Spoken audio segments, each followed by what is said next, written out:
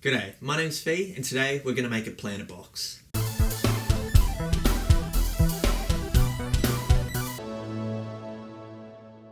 So this planter box is going to be built out of the scrap material that was left over from my last build. If you want to check that out below, I'll link it up to you. It's all the scrap split wood or bowed wood, the crappy looking wood that I just didn't think would suit the pallet planter. This box can be used in an apartment or for hobby planters. You just want a few, peas or something like that, or horseradishes. This will be good for you. It's very easy, it'll probably take an hour or so to build, very easy to measure up. You just want to trim off all the crappy ends and stuff like that and then bang it together. I'm not going to sand and paint this one unless it really feels like it needs it, because I want it to still look like it's been recycled, and it's probably going to live outside anyway, so I don't want to put too much love into how this one looks. But I might change my mind, so stay tuned. So let's go and check out the wood, we'll measure it up and cut it.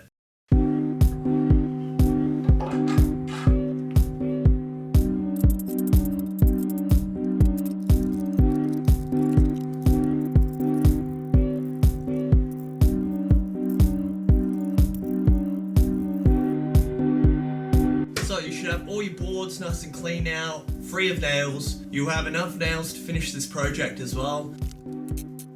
We're going to use the Gumby bits here as the ends because they've got the cracks, so I can make these shorter than the others. Then we've got the better bits here, which I'm going to use for the front. So just cut them in half and then trim them. And these are our legs, so I'm going to have a little bit of length there so it's up off the ground. And then I'm going to cut this sucker in half, and that's going to be our bottom.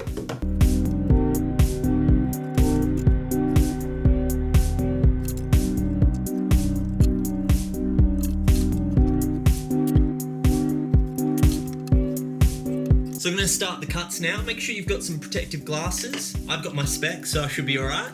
And one of these, just so you're not breathing in these mysterious particles. You don't know if it's been treated or not, so don't take the risk. Either wear one of these or go out to a well-ventilated area. Let's get cutting.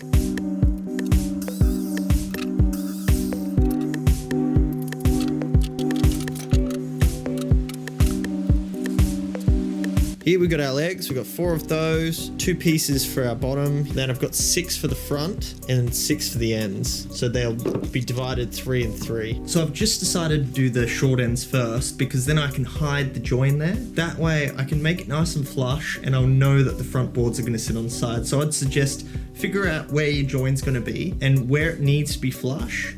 Do that end first and then you won't have any issues if you measure up later.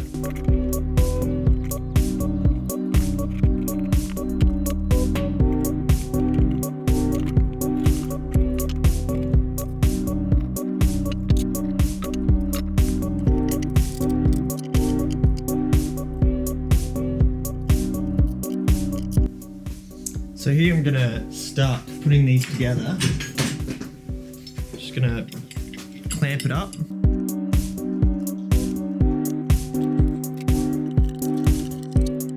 Grab on these puppies. I'm using a 3mm drill bit to put some guide holes in because the wood's pretty crappy. And then I'll put some of these old nails in, and I know that they're about a little less than 3mm, so it will stop it from splitting.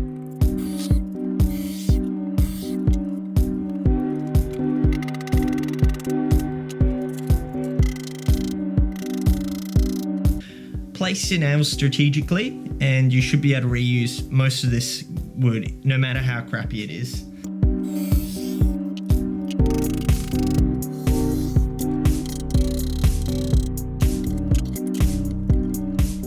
So we're pretty lucky here, it stayed square. You're gonna have to keep measuring and do it the hard way as you go through to make sure that it stays square.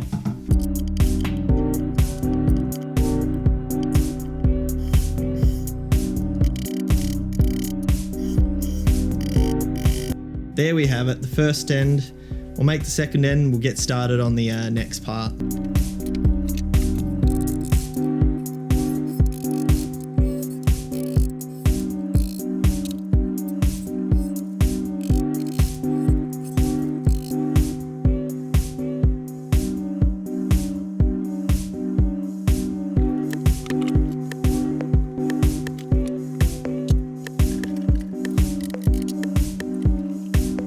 only start drilling when you know that you're sure you've got the right measurement. You won't get perfect, but get as close to it as you can. You do not want to have to do this again.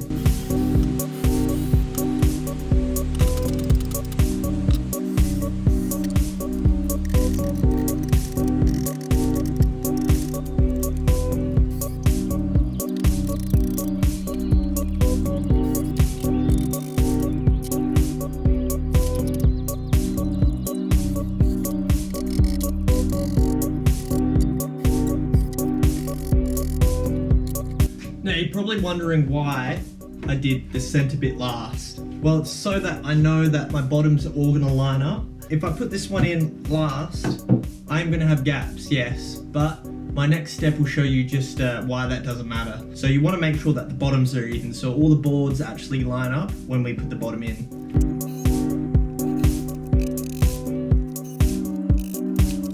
So if you have issues with bowing like this, just clamp one side. Make sure you've got it pretty tight, but tight enough that you won't damage the wood. Then you want to grab another clamp and slide it over here like that and tighten her up. And then you're going to push this as hard as you can, and you should be able to. There'll be a bit of give, and then clamp it down and you get it reasonably square. And then just make sure you measure in the points of these two pillars. They're your main points that you want to try and measure on each end. That'll make sure that it's square.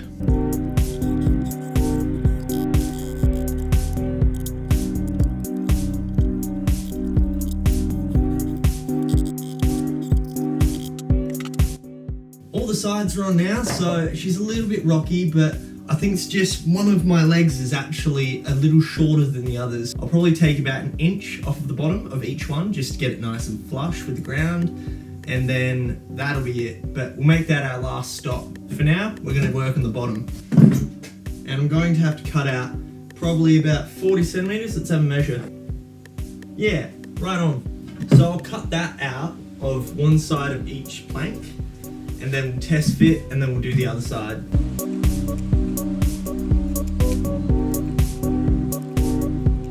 I don't have a handsaw handy, so I'm going to drill these little holes out here just so I can get that corner cut. A chisel and hammer right here, and chisel them out and then get it nice and flat, and repeat that on the other sides. This is what they call improvisation.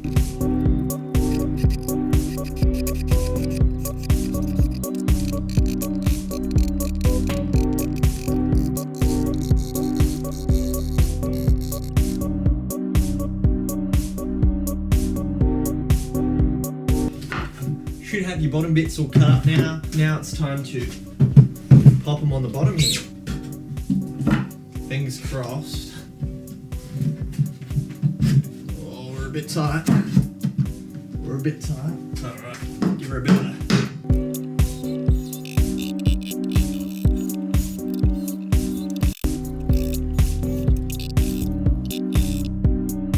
So that's the construction done.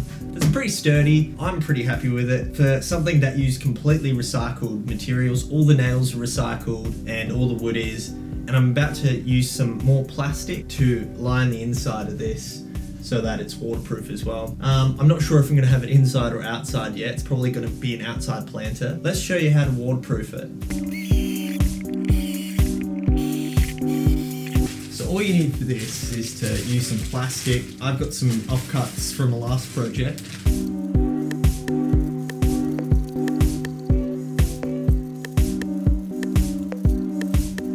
I'm just going to tack all these in now and get it nice and tight. It doesn't have to be completely waterproof. It's just to stop and slow down mold and bowing of the wood. I want this to last a while. The plastic is going to outlast all of us, so...